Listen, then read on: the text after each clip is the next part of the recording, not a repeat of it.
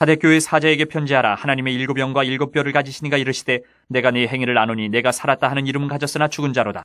너는 일깨어 그 남은 바 죽게 된 것을 굳건하게 하라. 내 하나님 앞에 내 행위에 온전한 것을 찾지 못하였노니 그러므로 내가 어떻게 받았으며 어떻게 들었는지 생각하고 지켜 회개하라. 만일 일깨지 아니하면 내가 도둑같이 이르리니 어느 때에 내게 이르는지 내가 알지 못하리라. 그러나 사대의 그 옷을 더럽히지 아니한 자 몇 명이 내게 있어 흰 옷을 입고 나와 함께 다니리니 그들은 합당한 자인 연고라. 이기는 자는 이와 같이 흰 옷을 입을 것이요 내가 그 이름을 생명책에서 결코 지우지 아니하고 그 이름을 내 아버지 앞과 그의 천사들 앞에서 시인하리라. 귀 있는 자는 성령이 교회들에게 하시는 말씀을 들을지어다. 우리가 살아가면서 깨어있는 인생을 산다는 것은 정말 중요한 일입니다.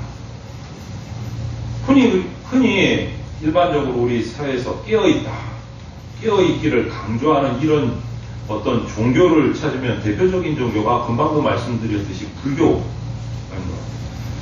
그런데 여러분, 사실 이 깨어있음이라는 이것은요, 성경에서 하나님의 자녀들이 행동하는 삶을 위해서 너무너무 강조하고 있는 단어입니다.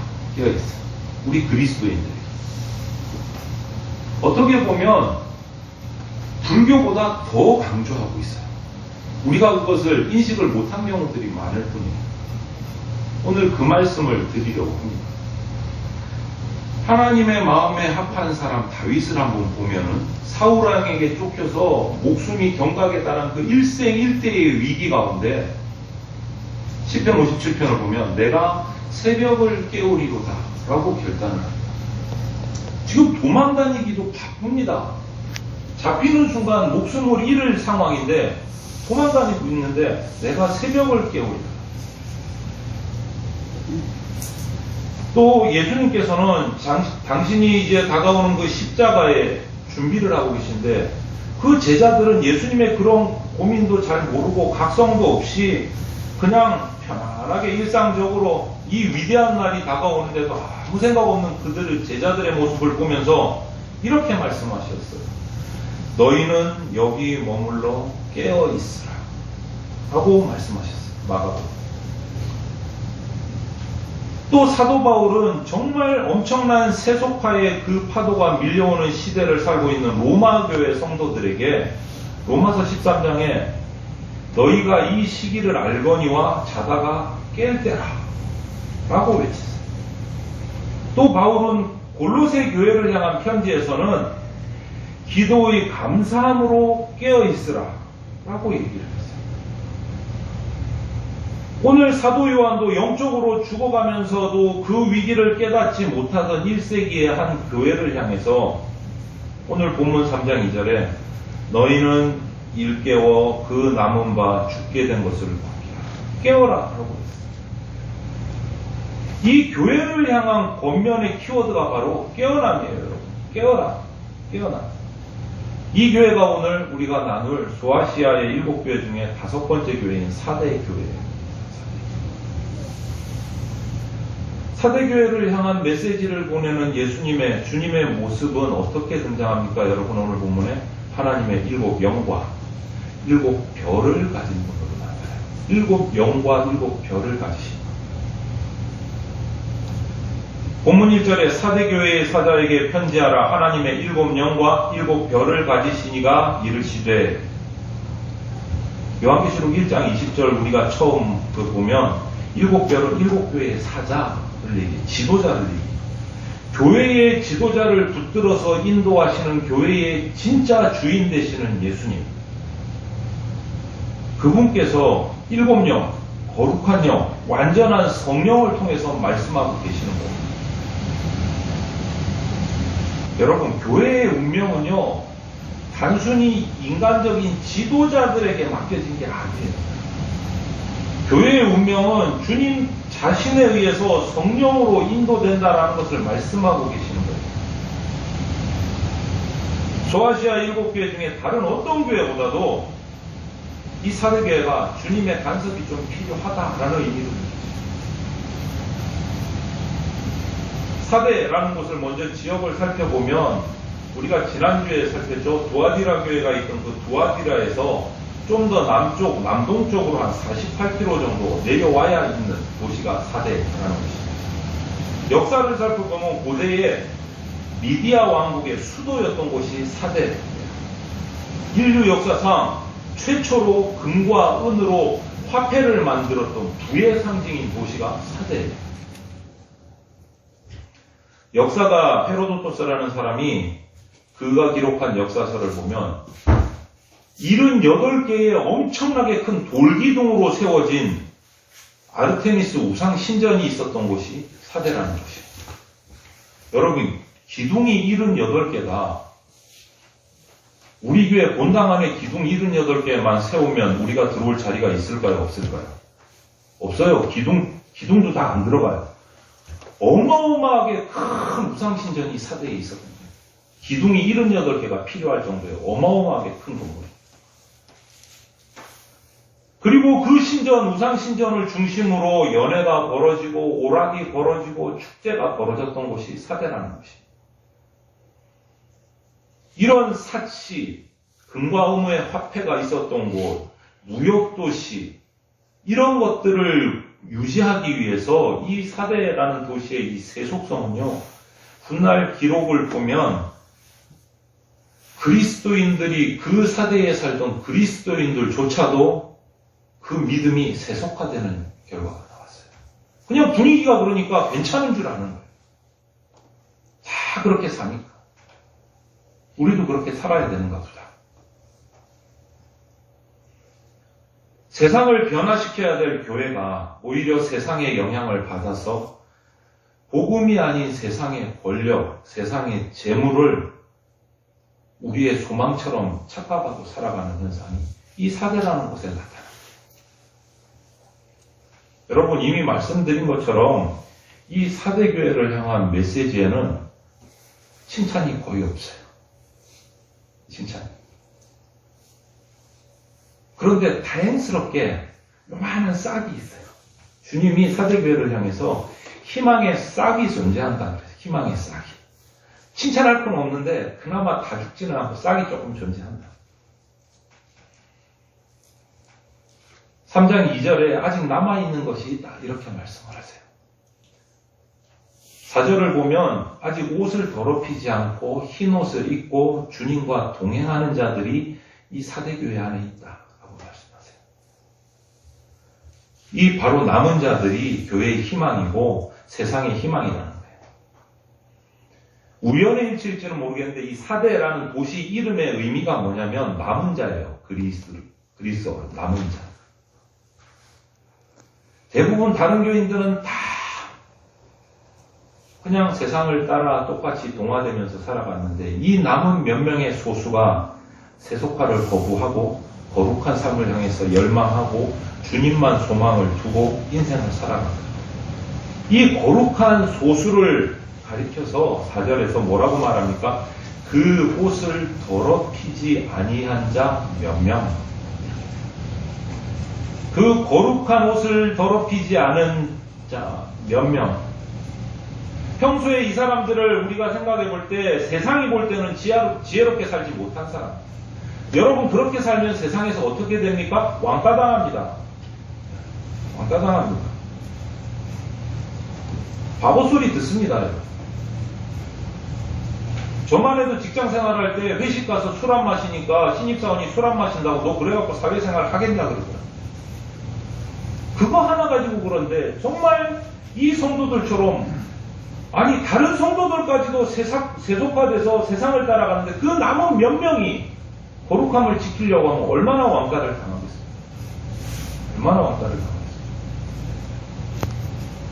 그런데 저는 이 왕따를 다르게 해석합니다. 세상과는 다르게.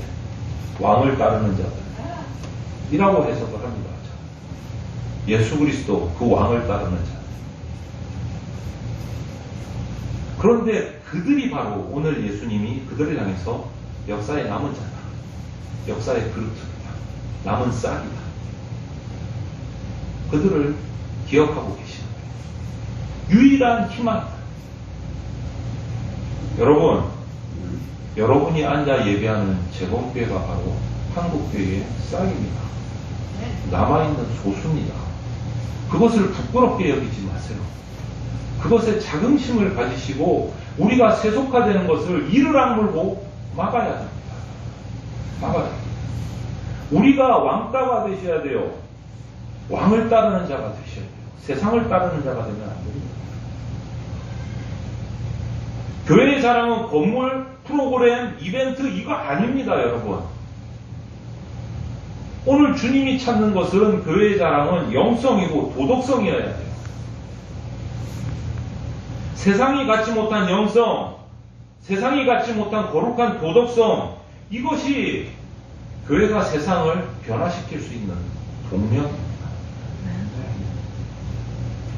우리 교회가 아무리 깜짝 프로그램을 많이 하고 재미있고 뭐 화려한 건물을 지어도 자랑해도 여러분 하나님과의 깊은 관계 속에서 누리는 그 영성이 없다면 세상 사람과 차별되는 거룩한 도덕성이 사라진다면 우리는요 그리스도인 공동체뿐만 아니라 개인으로서도 이미 존재 가치가 없어요.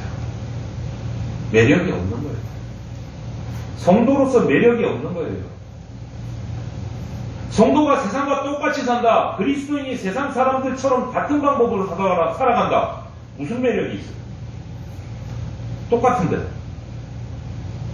무슨 매력이 있어요? 빛이 비추기를 멈추고 소금이 짠맛을 잃어버리면 그 빛과 소금이 무슨 존재이가 있어요? 무슨 가치가 있어요? 버려야지. 그래서 바울은 로마 성도들에게 로마를 배워야 된다. 로마가 최고의 강국이다. 지금 로마를 따르지 않으면 우리는 살 길이 없다. 그랬습니까? 아니요. 뭐라고 말했습니까? 이 세상을 본받지 말아라. 저도 사도 바울의 이 결단을, 이 권면을 여러분에게 오늘 이 시간 전합니다. 세상을 본받지 마십시오. 아멘. 우리가 세상과 다르다는 것, 그게 바로 우리 힘이고 감동을 줄 수 있는 매력이에요. 깨어있는 교회는 영성과 도덕성으로 날마다 자신을 살피는 그런 공동체가 깨어있는 교회예요.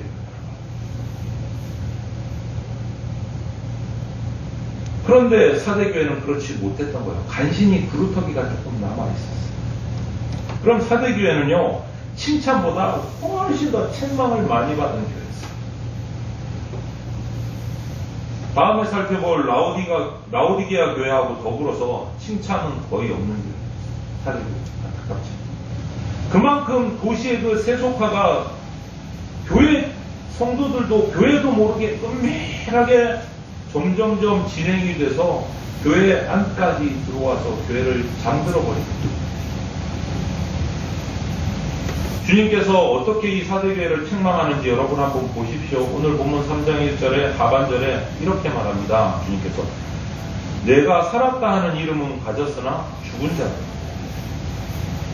2절에서는 내 하나님 앞에 내 행위에 온전한 것을 찾지 못했다. 한마디로 사대교회는요, 허울만, 외형만 그럴듯한 교인이 많은 교회예요. 이름으로는 널리 알려진 부자 도시의 부자 교회였지만 성도 한 사람 한 사람의 영적 상태는 무덤이나 다름없었다라고 말하시고,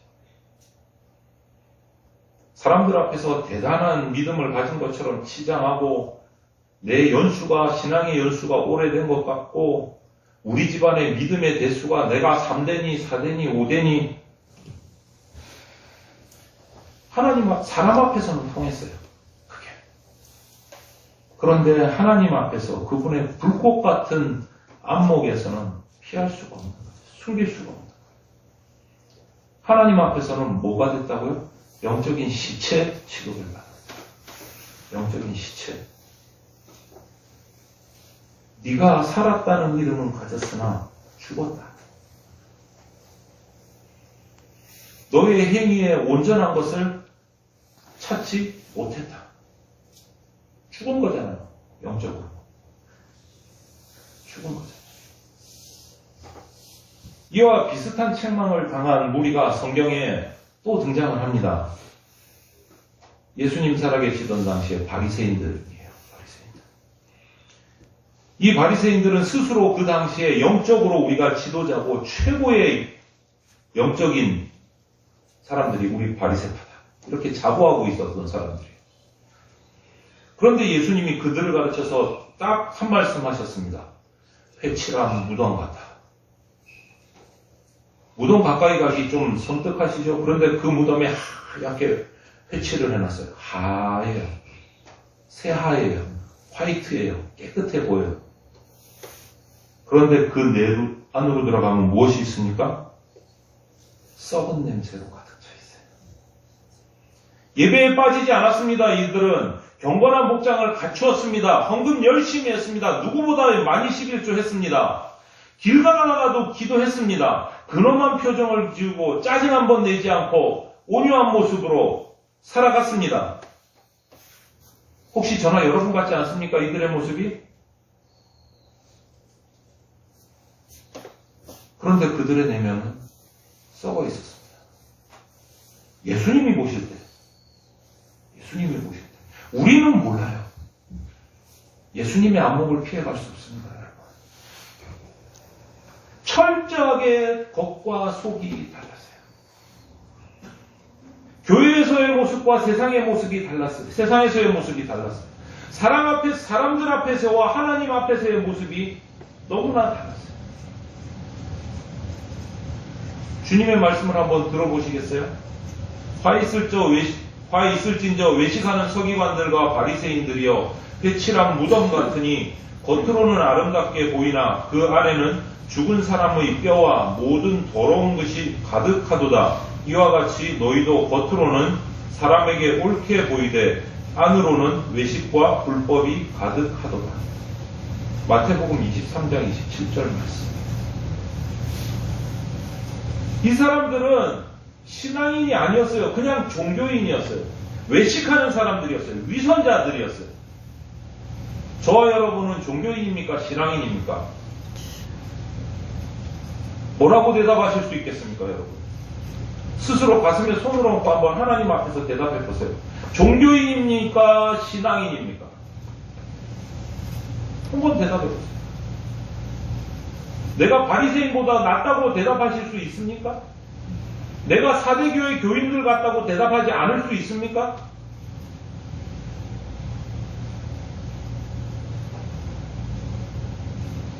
사랑하는 여러분, 겉으로 드러나는 종교적인 활동에서 내가 드리는 헌금, 내가 드리는 헌신, 내가 교회의 예배에 참석하는 횟수, 이것으로 내가 교인으로서의 존재 의미를 느끼시면 바리새인처럼 될 가능성이 매우 높습니다. 매우 높습니다. 사대교회 교인들 대부분이 그랬어요.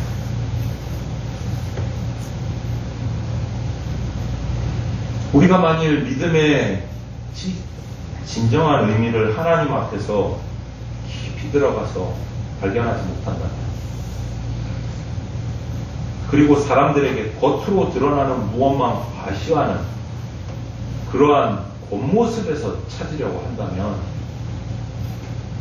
언제든지 사대교회의 이런 안타까운 비극이 시대를 훌쩍 뛰어넘어서 2021년에 대전 장로교회의 비극이 될 수 있습니다. 이 말씀 앞에서 여러분, 두렵고 떨려야 돼요. 우리가 두렵고 떨려야 돼요. 우리 교회가 사대교회처럼 되면 어떻게 하나? 너희들 영적인 시체잖아. 예수님이 우리 교회 보고 이렇게 외치면 어떻게 하시나? 두렵고 떨려야 돼요, 여러분. 가슴을 쳐야 돼요. 그런 모습이 우리 가운데 조금이라도 있다면.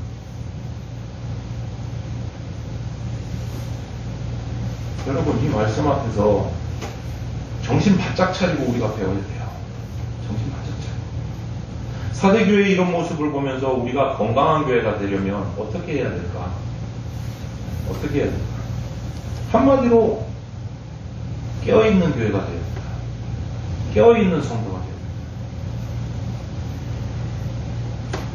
21세기 오늘의 교회가 1세기에 있었던 그 사대 교회에서 배워야 할 교훈이 바로 이거예요, 여러분. 건강한 교회는 깨어있는 교회다. 건강한 성도는 깨어있는 성도다. 오늘 본문 2절에 내 하나님 앞에 온전한 것을 찾지 못하였다 라고 하셨는데, 여기서 온전한 것은 충만한 것이라는 단어를 써요. 헬라어에서 충만한 것. 온전한 것이 충만한 거예요. 뭐가 충만해야 됩니까? 깨어있는 성도는요, 주님의 영성과 주님의 거룩한 도덕성으로 가득 차 있어야 돼요. 충만해야 돼요. 다른 걸로 충만하면 안 돼요, 여러분. 예수 그리스도의 영성, 예수 그리스도의 거룩한 도덕성으로 충만해야 깨어있는 성도가 되고, 그런 깨어있는 성도가 모인 공동체가 깨어있는 교회인 거예요. 그런데 문제는 이거죠. 결론은 그럼 어떻게 해야 우리가 깨어있는 성도가 될 수 있을까? 3절에서 그 대답을 들려주십니다. 그러므로 내가 어떻게 받았으며 어떻게 들었는지 생각하고 지켜 회개하라. 만일 일 깨지 아니하면 내가 도둑같이 이르리니 어느 때에 내게 이르는지 내가 알지 못하리라. 이 9절 3절 말씀에 등장하는 중요한 세 개의 동사가 있어요. 뭘 것 같아요, 여러분? 한번 그냥 마음으로 대답해 보세요. 이겁니다, 답은. 생각하라, 지키라, 회개하라. 내가 어떻게 받았으며 어떻게 들었는지 생각하고 지켜 회개하라. 생각하라, 지키라, 회개하라. 이게 핵심이에요. 이 세 가지 단어 동사의 경고를 둘로 굳이 꾹 묶어서 둘로 줄이자면 이거예요. 깊이 생각하고 깨어서 자기를 지키든가, 아니면 그렇게 지금까지 하지 못한 것을 회개하든가. 둘 중에 하나 하라는 거예요. 둘 중에 하나. 생각하고 지켜서 자신을 지키든가, 그렇게 못했으면 지금 당장 정신 바짝 차리고 회개하든가. 둘 중에 하나 하라는 거예요. 우리 교회는 어떻습니까? 지키고 계십니까? 정신 바짝 차리고 회개해야 합니까? 둘 중에 하나는 해야 돼요. 지키고 있으면 계속 열심히 지켜야 되고, 못했으면 회개해야 되고.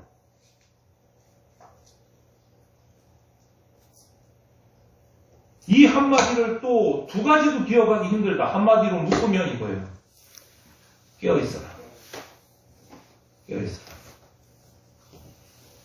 깨어있음의 자리에서 살아간다는 것이 바로 이거예요, 여러분. 사대라는 도시는요, 과거에 리디아 왕국이라고 말씀드렸는데, 깨어있지 못해서 멸망당했어요, 이 리디아 왕국. 페르시아 키루스 2세라는 황제가 군대를 이끌고 쳐들어왔어요, 이 리디아 왕국의 사대에. 그런데 천연의 요새가 돼서 어떻게 공격할 방도를 못 찾고 있는 거예요. 그런데 어느 날 보니까 이 리디아 요새 중에 들어가는 입구 말고는 저 뒤쪽은 완전히 깎아지듯한 절벽인데, 그 절벽에서 저 높은 리디아 왕국의 성벽에서 철모가 하나 굴러떨어집니다. 그걸 발견한 거예요. 이게 뭐지? 아, 이것들이 보초를 똑바로 안 쓰고 마음 놓고 졸고 있구나. 이걸 깨달은 거예요.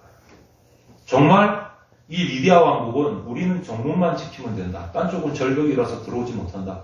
병사들 다 편하게 쉬어. 잠을 재워줬어요. 적군이 쳐들어와 있는. 밤새도록 힘들지만 그 절벽을 타올라서 아무런 저항도 받지 않고 새벽에는 그 리디아 왕국을 정복해버렸어요. 이들의 잠이 죽음의 잠이 된 거예요, 여러분.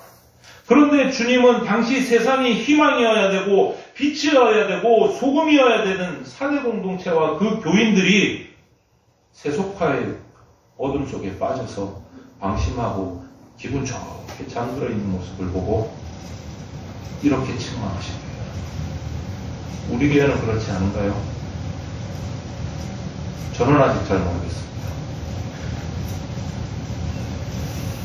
이들은 돈, 풍요로움, 환경적인 축복, 그것들이 자신들의 믿음을 우아하게 멋지게 만들어줄 거라고 착각하고 있었어요. 자기들은 멋있게 높은 신분에서 살고 있으니까 그걸로 믿음이 멋있게 지켜질 거라고 착각하고 있었어요. 주님의 음성을 듣지 못하고 주님의 마음을 떠나 있으면서도 계속 그런 세속적인 만족에 빠져 있었어요. 그랬던 사대교회는 주님 보시기에는 영락없이 죽어가는 교회, 영적인 시체였어요.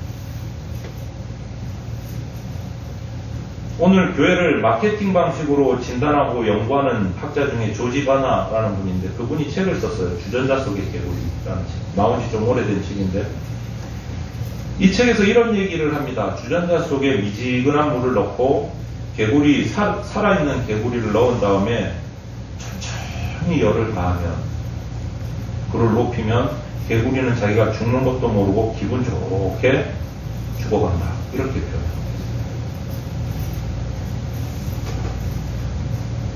그가 이런 이야기를 한 이유는요, 오늘날의 교회가 바로 이 개구리하고 같은 처지가 아닌가라고 질문을 던져요. 어떻습니까, 여러분? 우리 교회는 죽어가고 있는지도 모르고 기분 좋게 죽어가는 그 개구리, 그게 내 모습이고 그게 혹시 우리 교회의 모습은 아닙니까?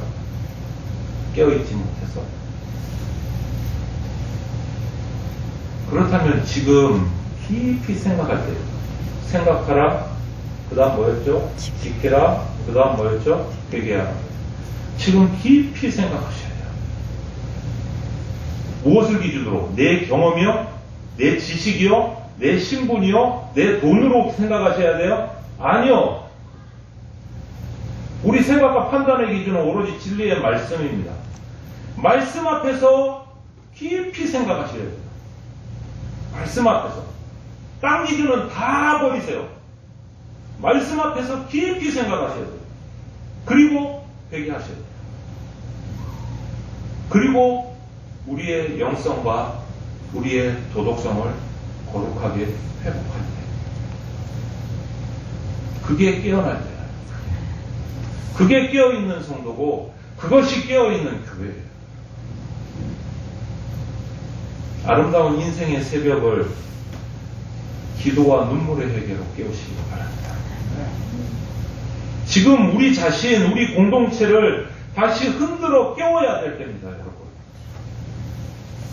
그냥 앉아 계시면 안 돼요. 주전자 속의 개구리처럼, 사대교회처럼, 바리새인처럼 깨어나십시오. 깨어나십시오. 영혼의 새벽을 깨우는 대전 장로교회 공동체와 그 공동체에 속한 개인 성도들이 다 되시기를 주님의 이름으로 축원을 드립니다. 말씀을 기억하면서 기도드리겠습니다. 사랑이 많으신 하나님 감사합니다. 오늘도 말씀으로 우리를 일깨워 주심에 감사를 드립니다.